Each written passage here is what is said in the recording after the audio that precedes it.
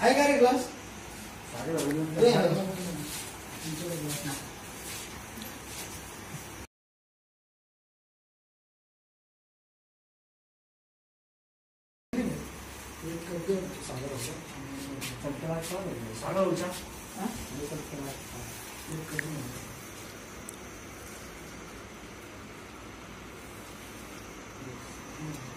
चहा कुठून येते हा? हो का? माझा पहिला दिवस आहे, मग इथलं काही माहित नाही. काय हरकत नाही, खाल्लं जेवण. ही शाळा आहे का?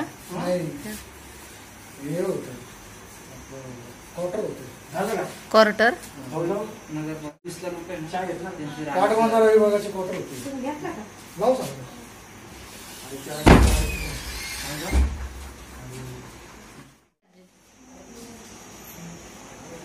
बरं वाटते का आता?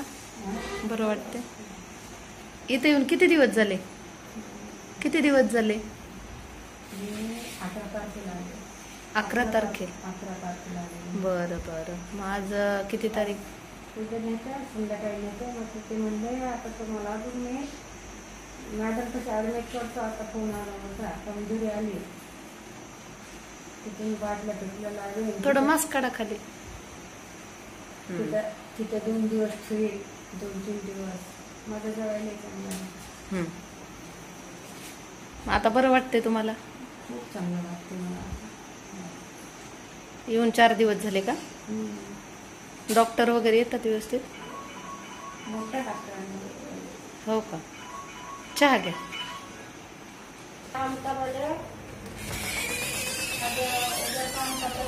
तुम्ही चहा घेत नाही का ग? हा घेतला? किती दिवस झालं तुम्हाला येऊन इथं? 3रा दिवस. आणि कुठले आहे तुम्ही? हा. इथं कशी आहे सुविधा? चांगली आहे. किती वेळेस जेवायला येते? सकाळी 9 वाजता नाश्ता. हा. 12 नंतर जेवण आणि संध्याकाळी 5 वाजता. जेवण व्यवस्थित आहे? चहा वगैरे किती टाइम? झाडू फरशी वगैरे पुसायला किती वेळेस येते? म्हणजे सगळी व्यवस्था आहे?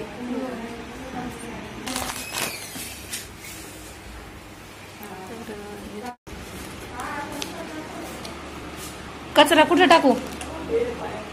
इकडे.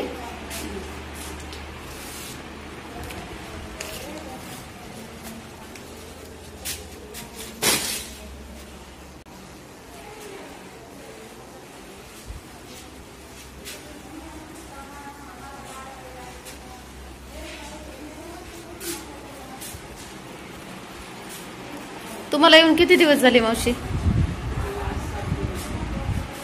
7 दिवस झाले. कुठल्यात? दिंडोरी मधले. म्हणजे इथं कंपल्सरी 7 दिवस ठेवायलेत का 14 दिवस?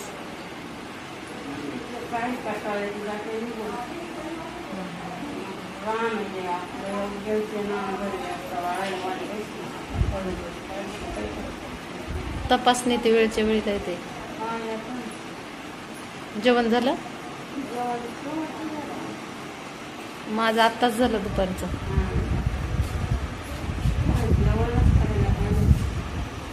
जेवण करायला पाहिजे पण जात नाही ना.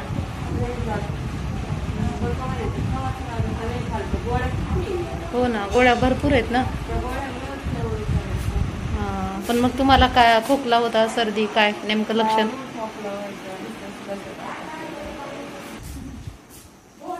काय होतं लक्षण तुम्हाला? थंडी ताप सुरुवातीला. त्यानंतर हातपाय थरथर करतात, सगळं दुखायचं. हा. मग 2-3 दिवसामध्ये लगेच तुम्हाला कळलं की मला काहीतरी आहे. मग टेस्ट केली का? हा. मग पॉझिटिव्ह सांग. डायरेक्ट इथं आलो का मग कोणत्या दवाखान्यात गेलो?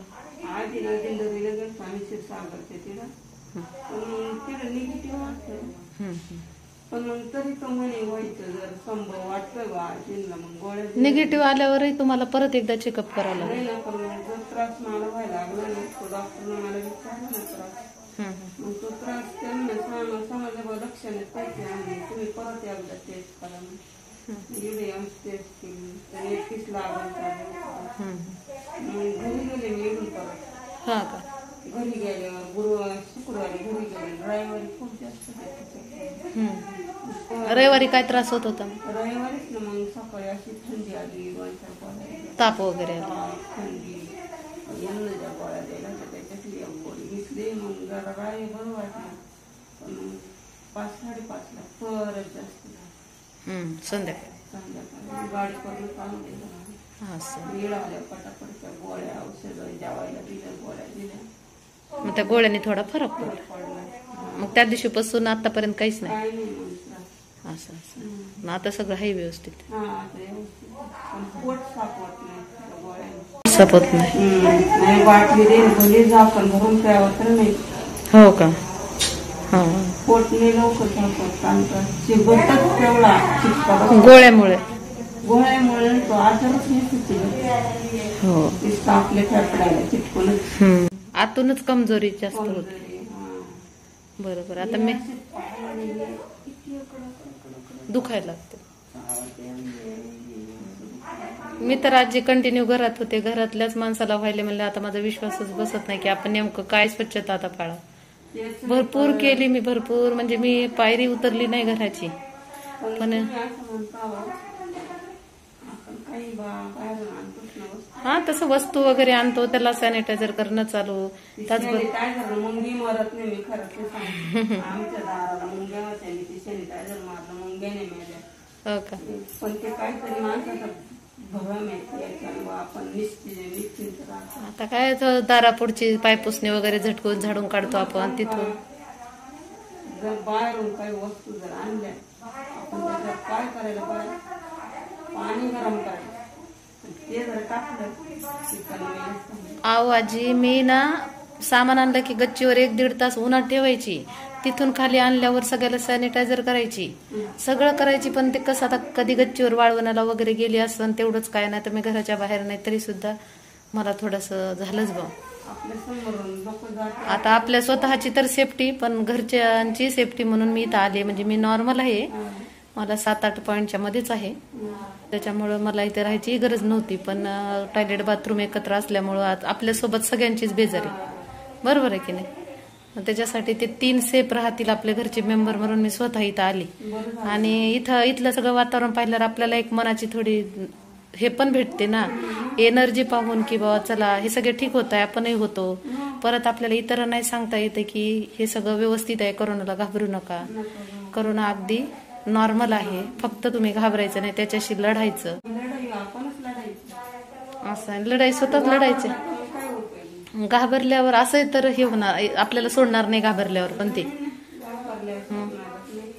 त्यापेक्षा एकदम रिलॅक्स काहीच फायदा नाही. आणि हा रोग कोणाला सोडणार नाही त्याच्यासाठी त्याला हिमतीने लढायचं प्रत्येक. मला सुरुवातीला इथे येताना खूप घाबरली. म्हटलं मी एवढे पेशंट नाही पाहू शकत.